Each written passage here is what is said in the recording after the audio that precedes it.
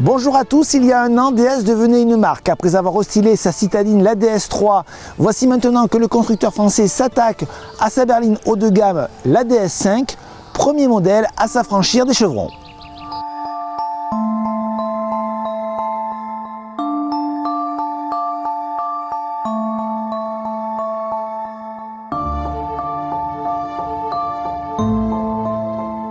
Alors ce restyling de la DS5 porte uniquement sur la partie avant du véhicule et on remarque tout de suite la nouvelle calandre beaucoup plus verticale que l'ancienne.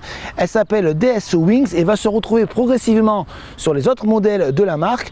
Comme je le disais précédemment, fini les chevrons, au centre de la calandre on a maintenant le logo DS.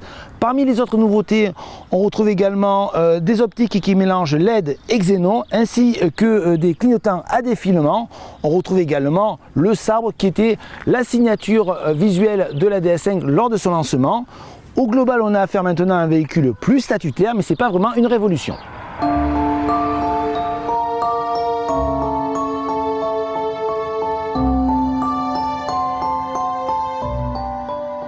La principale nouveauté à bord de cette DS5 est l'apparition d'un écran tactile au centre de la console centrale.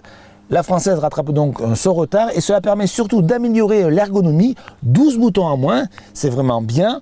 Seulement, c'est pas suffisant. Pourquoi? Parce qu'il y a beaucoup de commandes réparties à l'intérieur de cette DS5. Vous en avez au niveau du volant, de la console centrale et même du pavillon. Exemple type de cette ergonomie assez perfectible, si vous désirez régler votre affichage tête haute, le bouton se trouve ici. Pour le reste, on a affaire à une planche de bord inchangée, agréable à regarder, qui s'inspire du monde de l'aviation. La qualité de fabrication et des matériaux est convaincante avec du cuir. Vous avez du plastique moussé mais également de l'aluminium. Donc vous l'avez compris, la DS5 c'est vraiment un véhicule premium à la française. Au niveau de l'intérieur, ce n'est pas décevant, mais on regrette qu'il n'y a pas vraiment de vraie innovation technologique. Avec une longueur de 4,53 m, l'habitabilité arrière de la DS5 est plutôt satisfaisante sans être fantastique. Le principal problème, c'est la garde au toit, vraiment trop limite. Même constat au niveau du coffre avec un bon volume de chargement, 470 litres. Mais le problème provient du seuil de chargement haut et plutôt étroit.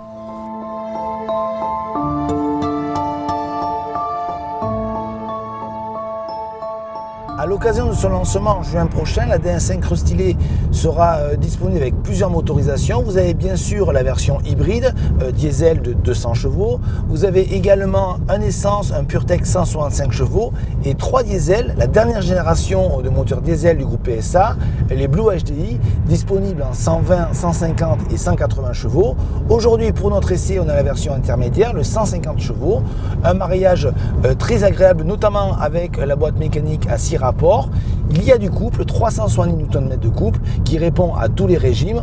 On a affaire donc à une voiture très agréable qui conforte donc sa vocation familiale mais également de routière. Le seul petit grief qu'on peut faire à l'encontre de ce moteur, c'est sa sonorité un peu trop présente, que ça soit au ralenti ou lors des phases d'accélération. Pour le reste, il ne rejette que 103 g de CO2 et dispose également d'une consommation annoncée de 4 litres au 100. Au niveau du comportement, DS a tenu compte des remarques des premiers acheteurs de ce DS5 puisqu'ils ont modifié il y a déjà 2 ans l'amortissement de son navire de proue et cela est probant puisqu'on a affaire à un véhicule très confortable qui absorbe bien les différentes aspérités de la route. Donc les passagers seront ravis, le conducteur également, puisqu'on a affaire à un véhicule plutôt dynamique, pas très dynamique mais plutôt dynamique, à savoir qu'on prend plaisir au volant sans pour cela dégrader le confort. Donc on a affaire à un bon mix comportement agilité, ce qui fait donc de cette DS5 pas forcément la référence de la catégorie, mais un très bon choix à l'heure de l'achat. Pas de doute, ce restyling fait du bien à la DS5 puisqu'il lui permet de bénéficier d'une nouvelle identité visuelle, de moteurs plus modernes et d'un équipement enrichi. Malheureusement, cela ne semble pas suffisant pour relancer la carrière commerciale de cette berline. En effet, depuis son lancement en 2011, il s'est écoulé simplement 30 000 exemplaires en France. C'est peu pour ne pas dire insuffisant vraiment pour un modèle dit haut de gamme. Les prix sont compris pour leur part entre 29 550 € et 46 550 €.